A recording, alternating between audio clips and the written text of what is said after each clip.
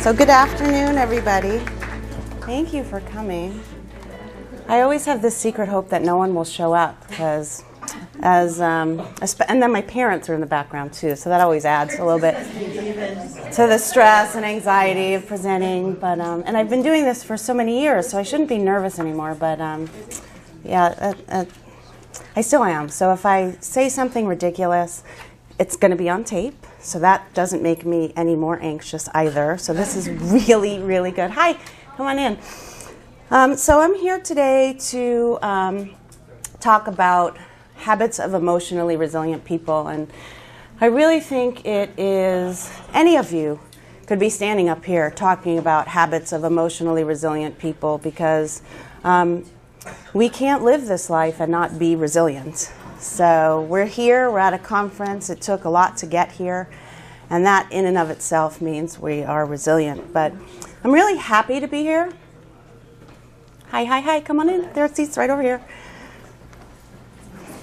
I'm very happy to be here. Last year was my first conference that I missed since 2005. And I didn't truly realize, I think, the full impact of all that I get from coming to these conferences. So I'm really happy to be back, and I'm delighted.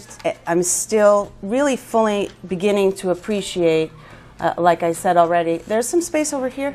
We'll come back for the next one. There is another one, by the way. Yes, that's right. I wanted to mention that before. At 2:15. Perfect. So it looks outside on the door that I'm here until 3. I promise you I won't talk until 3. We'll stop at 2:15 and then we start over again. Can we just play the videotape maybe again? That would be good. Anyway, so let me tell you a little bit about who I am. I am a parent to Jack and Nicole. Jack is in child care. He has MPS 2. He was diagnosed in 2004. He's 14 years old. Hi, Cam. He has an older sister. Her name is Nicole. She's 17. I'm also a former board member. I was on the board for 6 years. As soon as Jack was diagnosed, I attended my first meeting in Long Beach on the Queen Mary, and I was sold at this amazing group of people who were coming together to help our kids. And I had so much to learn from them. I joined the board. I was a member. I was a secretary. I did all kinds of things. I spoke, and then I left after I did my final stint as vice president of the society, and it was really wonderful. My paid gig is I am a psychologist. I've been a psychologist for 20 years. I work with children, adolescents, and families. I oversee staff of 100 that provide mental health services to families in the community that I live in, and I'm from Ventura County, California, or Thousand Oaks, California. And like I started, I'm not unique in any way. I have lived experience like everyone else in this room. And any one of you could stand up here and talk about habits of effective and resilient people. Our survival and our happiness increases with group affiliation, which is why I think the society has been so important to me and to my family. So this afternoon I'll talk about what resilience is and the ways we have become resilient. And why talk about resilience? I think the diagnosis, living an MPS lifestyle, having MPS or ML, being the parent, being the aunt, being the grandparent to someone, in and of itself can be a traumatic experience, but it's not the only traumatic experience we may have or we may be exposed to in our lives. It's just another layer. And those multiple layers on top of each other can really have this cumulative effect. And I think, especially in my field, we spend a lot of time focusing on what the problems are and what the challenges are. And I think we really need to spend some time and take a step back and look at what we're doing well. And I think that helps us. So I'm going to talk about a little bit of data on resilience. I'm going to ask you to do a brief 2-minute exercise with me, and that's if all my technology works properly. That's a mindfulness exercise, and we'll take a brief look at trauma through a cultural lens, because I think the culture that our culture is really important, and everyone in this room comes to this session with a culture that they were raised in, whether it's racial, ethnic, religion, being part of a disease culture, being part of, there's so many different aspects of it, a military culture. And through that lens, we can experience trauma in many different ways. And those of us that call ourselves mental health professionals are charged with trying to understand how we can best help each other, or how you can best help as a provider your patient, but you have to understand how they see what they're looking at. So, moving on. You ever have one of those days, one of those days where if one more person breathes in a 5-mile radius of you, you're going to chop somebody's head off? Anyone? So I was thinking about this the other night, because I thought, this is one of those days where I'm going to have to make that phone call that ends with, I need bail money, please. I woke up in the morning. I got a phone call from the nurse. She got in a car accident. Thankfully, she was okay. Our infusion was the next day. We were leaving for this conference. The nurse gets in a car accident. The dog sitter for my trip canceled. I have 2 dogs, 1 cat, and a turtle that all needed to be fed because my parents are here. They couldn't do it while I was out, while we were here. 3 people at work resigned. The specialty pharmacy called to say, this really is one day, your son's Medi-Cal is no longer active and you owe $3,796. And, oh yeah, one last thing, it's past due. Sure. Now, of course, anybody in this room, we have our services in place. Our Medi-Cal is always active. It renews every year. April 1st, I am there at the office with my tax return and, making sure that isn't going to happen. So that day where you just think you can't take one more thing. You've had all that in one day and you're still standing. So I saw everyone shaking their head like, yeah, I've had those days, right? So we're resilient. We're pretty resilient. I still got on that plane. And wasn't it fun, Mom? On the way to the airport, there was the biggest accident on the 405 ever. Right? And Jack's like, when are we getting there? When are we getting there? When are we getting there? When are we getting there? And I'm like, oh my God. And my mom's like, let me look at Waze. And I'm like, I'm going to miss this flight. I found a nurse for Jack. I got the Medi-Cal situation figured out. He had his infusion. We didn't have to pay the $3,796. And yet, I'm going to miss my plane. I'm not even going to get to go. Obviously, we're here, so that worked. So we're resilient. But what is resilience, really? It's the capacity to adapt successfully in the presence of risk and adversity. And we face risk and adversity every single day. So the ability to adapt and overcome. So I adapted and I overcame, and does everybody in this room. If you can adjust or be flexible with challenges. Okay. So what happened? The nurse sadly got in a car accident. Happily, she's okay. I can't do the infusion on Monday, even though for 13 years we do it on Monday at 4 o'clock. I can adapt. We can do it on Tuesday. He has a visit with his father Monday. I got to switch it around. I figured out a way to adjust to the challenge. We do that all the time, oftentimes without thinking. Oh my God, you have to stop. Freaking out. Confront and handle stress. If you can do that, it's resiliency. Grow and thrive in the face of all of these challenges. Are we still moving forward? Are we still growing? If you are, we're being resilient. Bounce back and recover and maintain a healthy attitude. So does that resonate? Okay. I like that definition as well. So because it isn't a presentation without some gratuitous slide about statistics and data, and I'm supposed to be a psychologist, here's mine. And I think, again, we can talk about ineffective coping, and I've done that over the years, and how do we cope more effectively. But I think I've made this shift in my life in general as a mom and as a psychologist. Why don't we focus on what we're doing well? So 60% of people asked report experiencing a traumatic, stressful event in their life. That's just the context. But 70% of people exposed to traumatic events say they are more resilient. They are resilient, even in the face of having been exposed to that. So continued exposure to stressful events builds resilience. So how do we, what? Isn't that great? Right, isn't that cool? So how resilient are we all here? We're like superheroes, right? We know that. We know our kids are superheroes. We know our siblings are superheroes, but we are also superheroes. My husband apparently is walking around with a cape, right? And he's a superhero too, which I totally agree with. But I don't, where's my cape?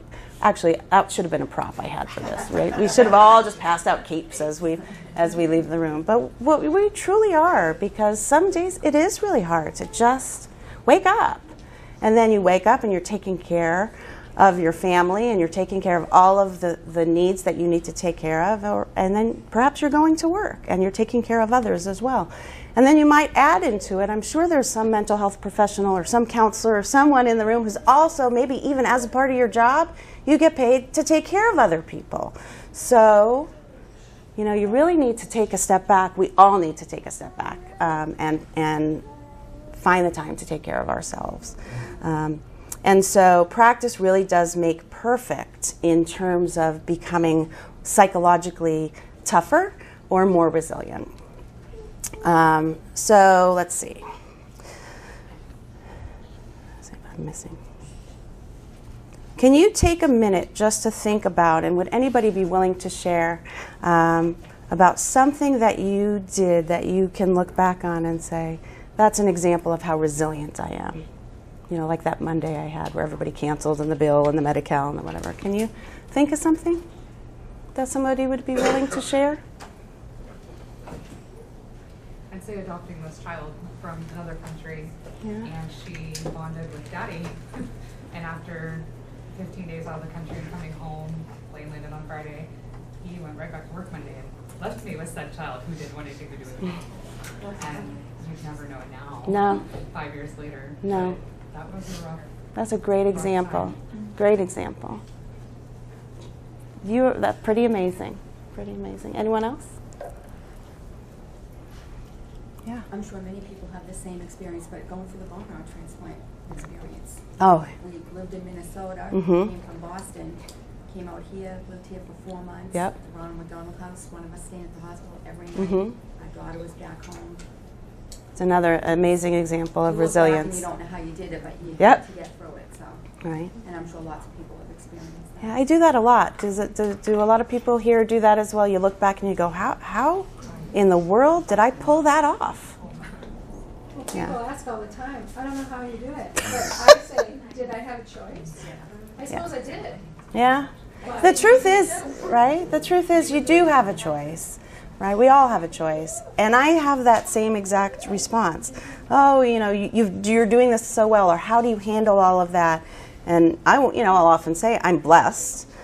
What other option is there really? I refer back to I have my parents that live with us, my daughter's at home and helps, my husband. It's a village. It takes a village. And I forgot to bring that article. We have an article, and that was what I said in the article. It takes a village. So, yeah, I mean, what other choice do you have? We've been through 2 bone marrow transplants early on, and then last spring, turned out he had a lemon-sized tumor in his head. And you want to say, what? Seriously? How can we keep going? And I think in that situation, I didn't realize how traumatizing it was for all of us till after we were done dealing with it, because you just keep Yeah. going. And then afterwards, you think, wow. Yeah. I think, and that's a really good example of, that's a really good example of how your adrenaline kicks in and you just do what you have to do. We had a situation where Jack's insurance company decided they no longer were going to provide the medication to him. And we had so many people in our corner helping us out. But really what helped was the social media. Jerry and I, we made a post on social media. The bottom line, very long-winded story, and many interviews, and a news article that I forgot to bring that I'm going to run upstairs in between and grab. The end result was the powerful impact of social media resulted in Jack getting his medication next week. And oops, it was a computer error. But, sure. All right, fine, call it what you will. But the bottom line was, when all was said and done, and Jack, and Halloween, they delivered the Yellow Praise. And the next day, he had his infusion. And finally I came down. I think I got sick. I was completely emotionally drained. But in that moment, I was meeting with lawyers. I was on the phone with Shire, who were being unbelievably helpful, and yet, you know, it all turned out well. And you think, okay, go back to work now. But no, it was like it took the life. It can take the life out of you. You were going to say something, Jan? I was going to say that, I mean, we've dealt with neck issues for 25 years, and I mean, I think it helps to know that, or to live by the rule that it doesn't matter what happens, it's how you deal with what happens, and also that things could be worse. I mean, really, they could be. So, you know, like another member of your family gets sick. Joe had cancer. I mean, it happens, right? It might not just be this. It's other I think that's a perfect segue into something I was going to say at some point in time. So thank you. You didn't know that there are other things that we're going through on top of living, you know, our MPS life, our MPS ML life, and yet all of it still has to happen regardless of where we are. And again, I think that's what's important to my shift has been over the years. Like I said, Jack was diagnosed at 18 months and he's 14. And my shift over the years is to remind myself of what happened today that I did well, not, you know, in the airport when it was yanking my arm and I thought my arm was literally going to come off. And, you know, at that moment it was so hard, but we made it here and we got here. And, you know, just even if there's small little successes, we have to take a minute and remember what they are. So resiliency, we're born with it, it turns out. It's not rare. It doesn't come about from, I mean, it does come about from just regular everyday life exposure to challenges. The challenge of the smallest thing to the largest, most grand thing. And each and every day we become a little bit more resilient. And so I remember this when I was raising my babies, you know, I'd be worried about daycare and with all the germs and this and that. And other moms would say to me, I'd be like, you're building their immune system, it's fine. And that's why I love this little image here, because because it really does apply to how resilient you feel you are. And here's the point. You are resilient to begin with, but you have to believe you are. If you don't believe that you can overcome something and adapt to it, it's much harder to do. But if you know, okay, I'm going to figure this out because I figured the last 25 things out, you're going to be in a much better emotional place. And I think that's really what's important, because when we're in a good emotional place, we can do anything. So I love this little girl with her dirty peppy. So a prescription for a resilient life. So I came across this in an article I was reading leading up to this conference. And a lot of the literature that I've pulled from here actually comes from Donald Meichenbaum, if any of you are familiar with him. But he's done a lot of research on military families and adjusting to returning from combat. He's also done a lot of research on PTSD, and there's a lot of overlap between living with a chronic illness of any kind and the PTSD literature and trauma. So I pulled a lot from there. But he had, in one of his, and he's so easily readable. So I would love to share that resource with you if you're interested in it. But a prescription for a resilient life: develop a team. Who in here has a team? You have a team? Yeah? You have a team. Small team. You don't get graded on size. It just has to be a mighty and powerful team. And it has to be a team that truly is a team. And a good team knows you inside and out. And it's wonderful if it's your spouse. It's wonderful if part of your parents are part of your team. But the members and the strongest members of your team are going to know what terrifies you, because when you need to call on that team, they need to be able to step in and provide you support and assistance that's supportive and helpful. So if you can be selective, and some people may want to be on your team and you're like, yeah, no thanks, but and you can be polite and all, but But I think when you really conceptualize and think about who's my team, you have to really be selective and pick the folks that are going to be there for you when you need them. So how can you educate or train or onboard your MPS team or ML team or any life team if you don't look inside yourself and really acknowledge to yourself what terrifies me?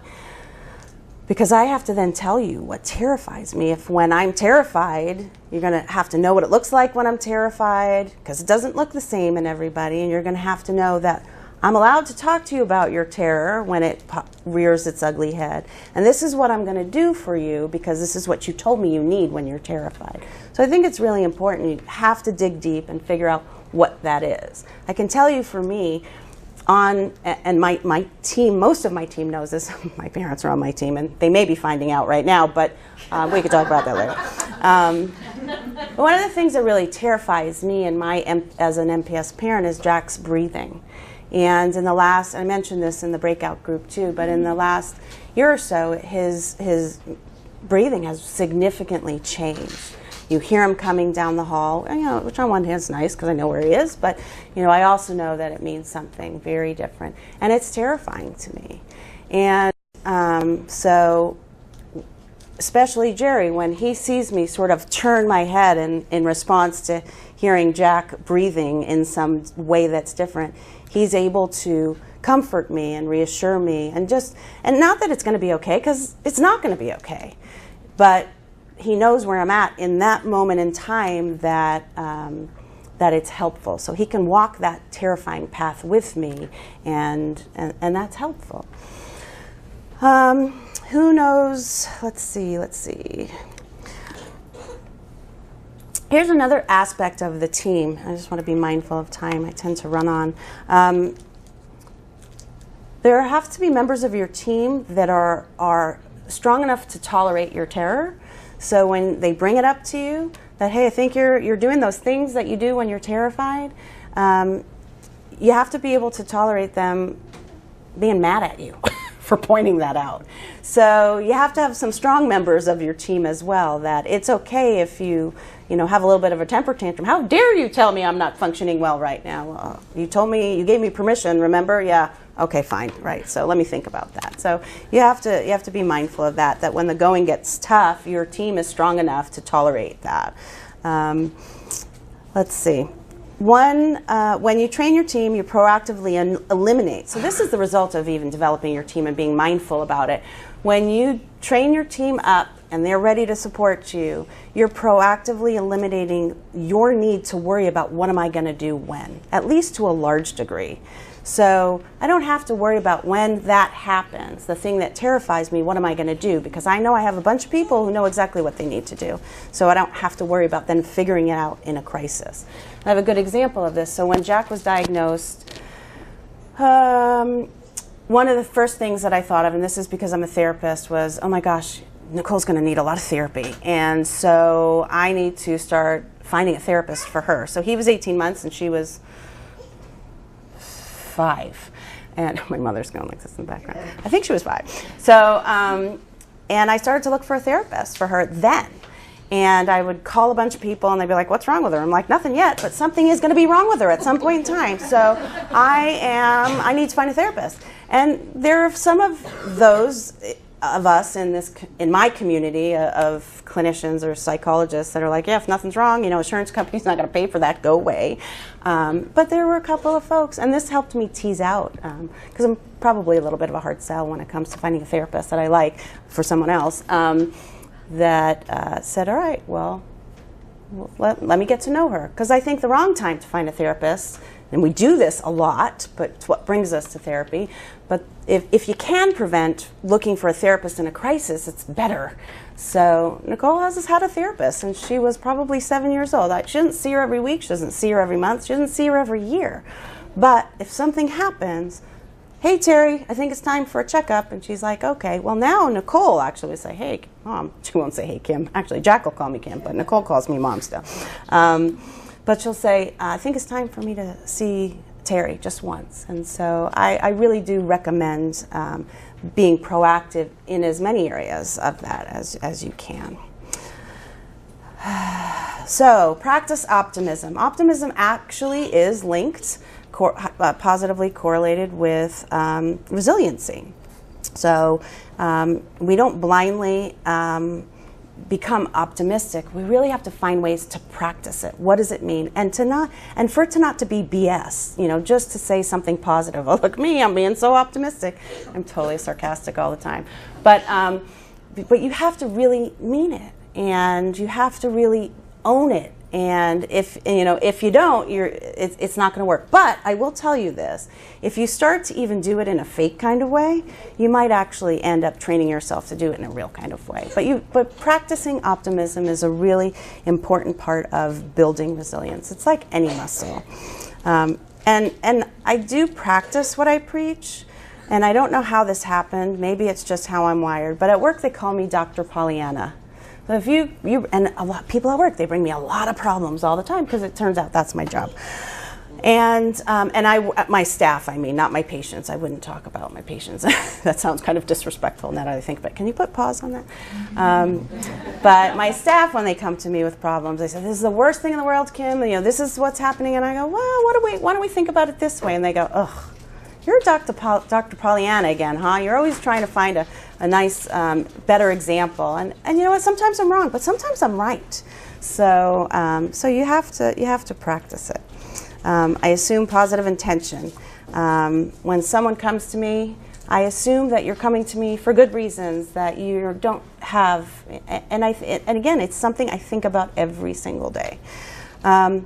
You have to develop flexibility in thinking, and that's really what I'm talking about when I say come up with alternative explanations or alternative solutions for why you might be presented with some challenging situation.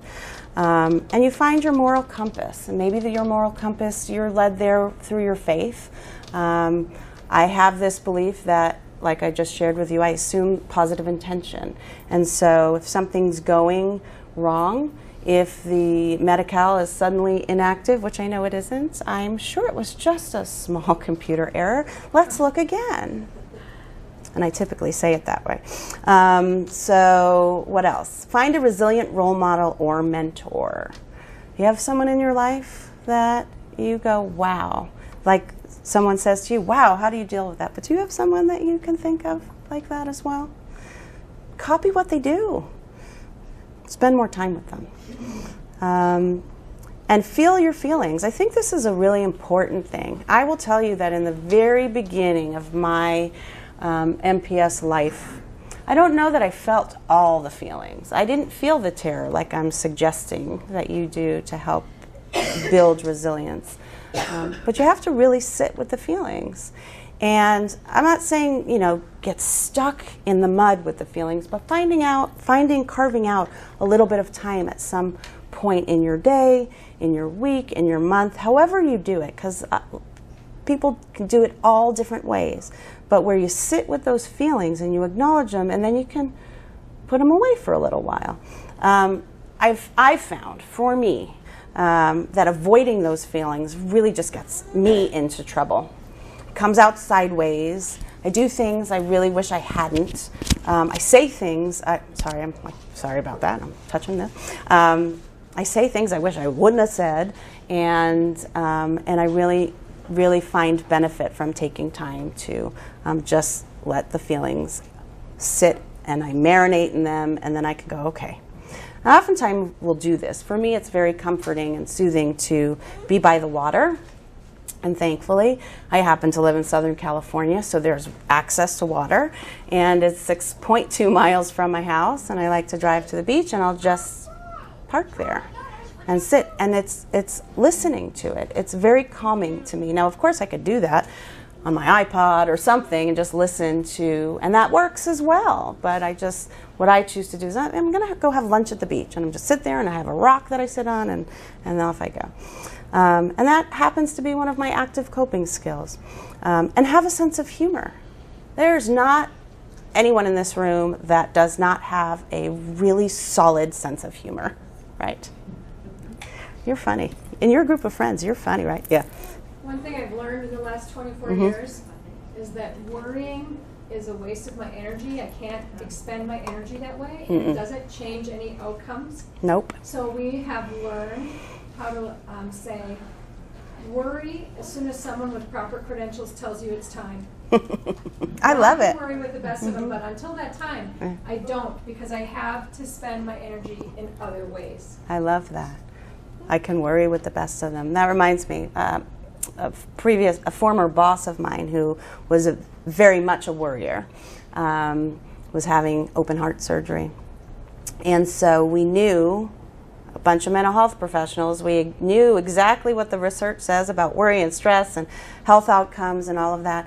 And so this was our intervention with her. We developed a worry calendar.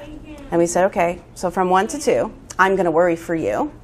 And from 2 to 3, Jan's going to worry for you. And from 3 to 4, and so you don't have to do that. You just go have your open heart surgery. You be healthy. Because we're going to be over here worrying for you. And we put it on a shared calendar. So she got the alert. Kim's worrying for you right now. We got it covered. We got your back. Just go have your heart surgery. It was funny. It was helpful. And it was well intended. And it's a perfect example. Worry when there's something to worry about. I love it. Okay, mindful. Yes, sure. Yeah. I think you want to maintain a healthy body for yourself, and exercise to maintain yourself as well helps with you. You brought me right here. I love it. It's like you're a plant in the audience. You need to have life balance, and there are many different ways that we can organize or dissect what life balance looks like. This slide was one that I found was the most useful to me. The physical, I sort of physical health, exercise, that kind of thing. Your community, are you balanced in all of these areas? And if there's an imbalance in any one of the areas, it can really throw every other area off. So yes, they're interdependent, but they have to all have their own little equilibrium. You could be doing well. Your imbalance, let's say socially, but financially it's out of whack. Or professionally, it's out of whack, but mentally you're in a good spot and you're feeling. So how do we do this? We have to be present and have that life balance. And how do we figure it out? And I think it's important to take a values inventory. You look at all these different areas and you ask yourself, am I where I need to be in these areas? And what do I need to do if I'm not? Once you do your values inventory, if you're not where you need to be, what can you do to sync things up a little bit better, to get things a little bit more in balance? How do you get to your true core, your moral compass, your vulnerable place, your honest true self if you don't take some time and reflect and figure out where are things working, where are things not working, and then come up with a proactive plan of what are you going to do about that. So physical and health that you mentioned, in the last year, this has been a big focus for me in particular, physical health. Started going to a gym. I quit smoking. So on the 6th, it will be 8 months that I quit. I've been a non-smoker. So I've changed some of my eating habits because I have to be here to help them and to help my family. And it was, when I did my little inventory, it was the thing that was really out of whack. I take Jack to the doctor, or Jerry takes Jack to the doctor.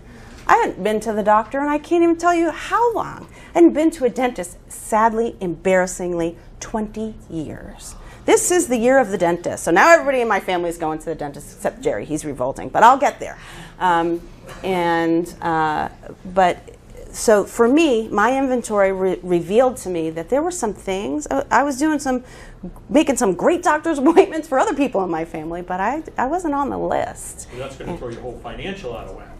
Exactly. However, I do have really good insurance, and I wasn't using it. So that what kind of made me mad too. Like, why am I paying for it? I mean, obviously Jack's using it to the nth degree, but I wasn't getting my little benefit from it.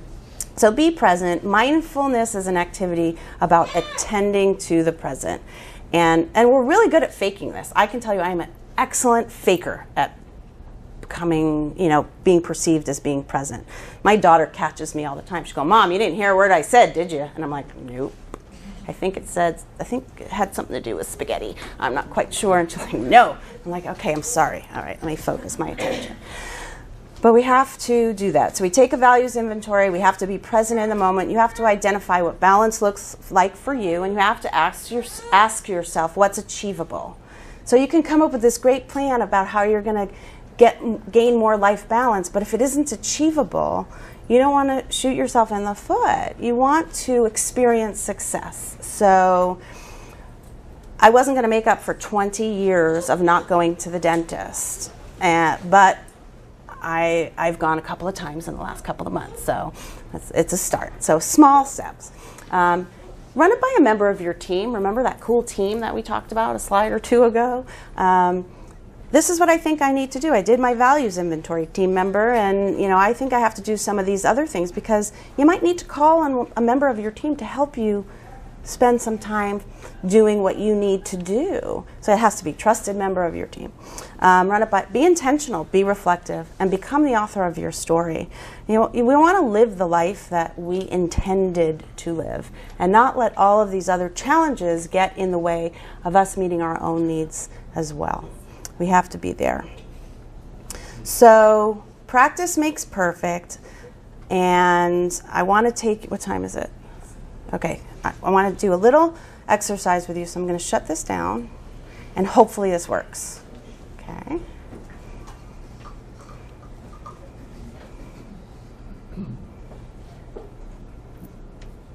Hopefully. Okay, yay. So far, so good. Okay, so what this is, I'll tell you, it's 2 minutes long. It's a little mindfulness exercise. And you'll understand because I mentioned to you before, the water is soothing to me, so that's why I picked the one that I did. But it's so simple. It's 2 minutes out of your day. It came from YouTube. It didn't cost any money. And you can find all kinds of ways that don't require any kind of financial input to just focus on yourself and do something that I love YouTube for that. So let me make this bigger, and hopefully it plays. Can you hear it? Okay.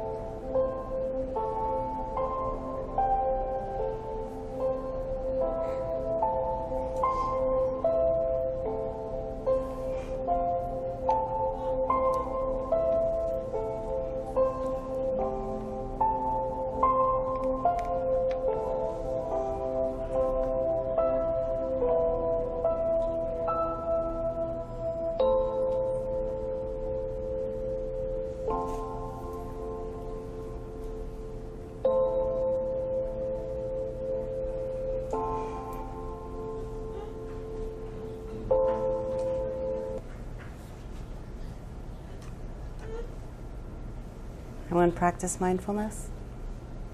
Before, have you seen it? So funny. I had 2 videos. This wasn't the one with the water, by the way. So I'm a little bit of a dork. Yeah, like, where's the water? What's she talking about? What? The coffee. I actually thought of that when I was looking at it. Like, all right, maybe I'll get away with that, but I can't have to confess my own sins here.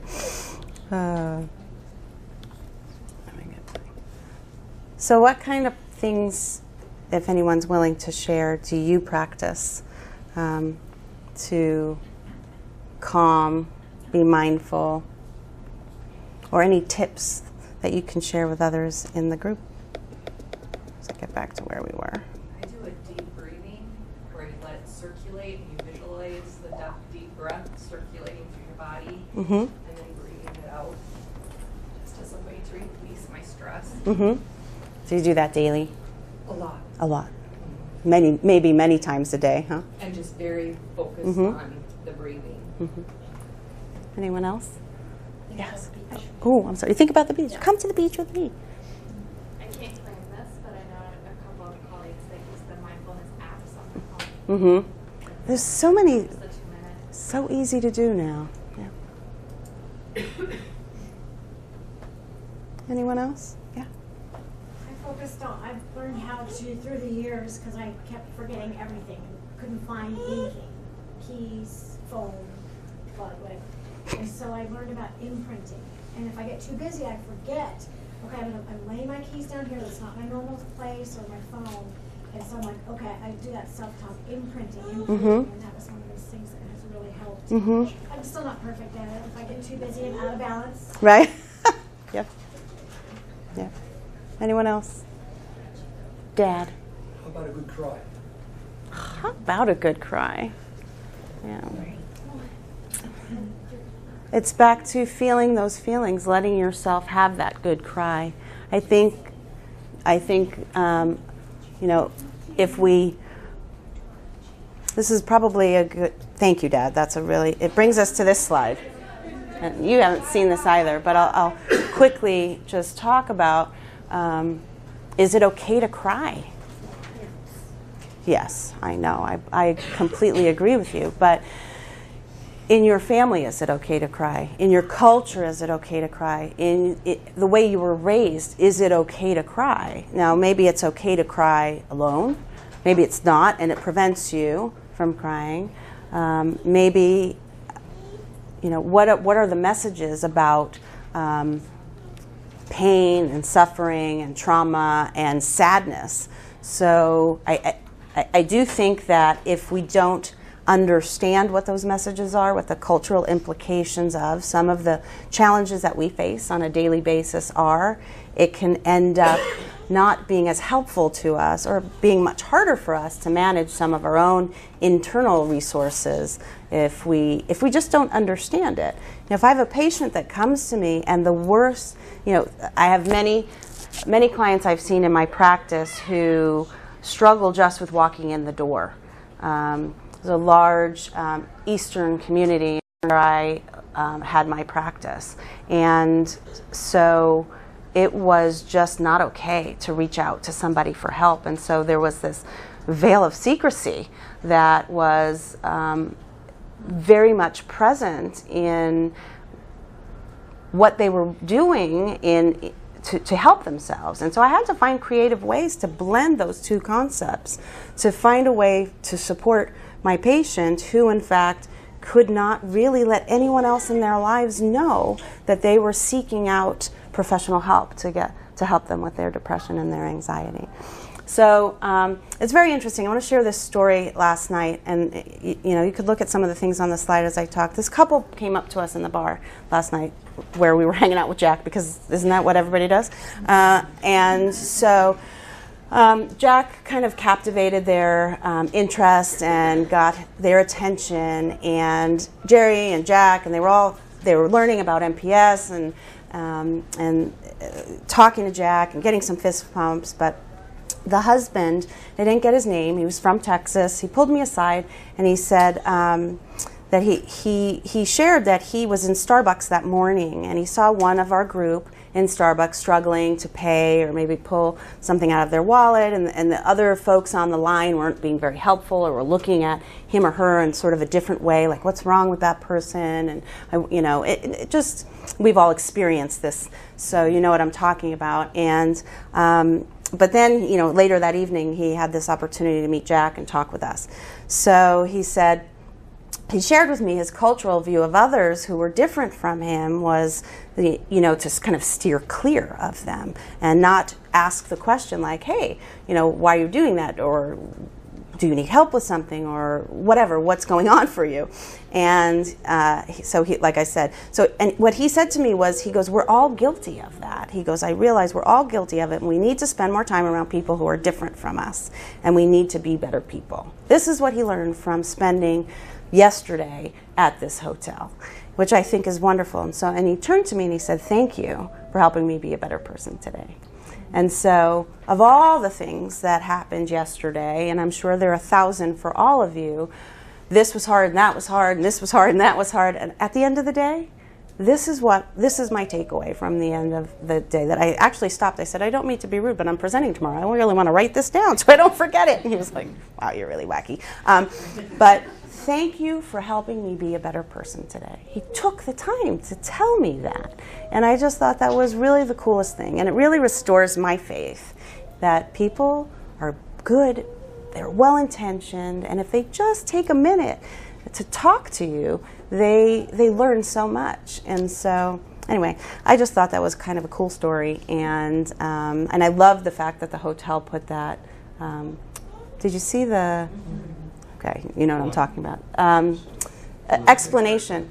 Paper at the front desk. The paper at the front desk, yes. I did, that explained that we're having a conference here, and it talked about our kids and what the challenge is, what you might see, and that an explanation, a link to the website. I thought it was wonderful. In all these years of conferences, I'd never seen that before, so I posted it on Facebook, and I thought it was just the coolest thing. So anyway, thank you very much for coming. I love meeting each and every one of you. I love seeing each and every one of you again, and I hope that there's something that was helpful in what we talked about today. The most learning that takes place is what we learn from each other, and so thank you for those of you who shared some of your challenges. I mean, not challenges. We're not talking about challenges. We're talking about resiliency. So your tips for being more mindful, having more balance, and being more resilient. So thank you very much.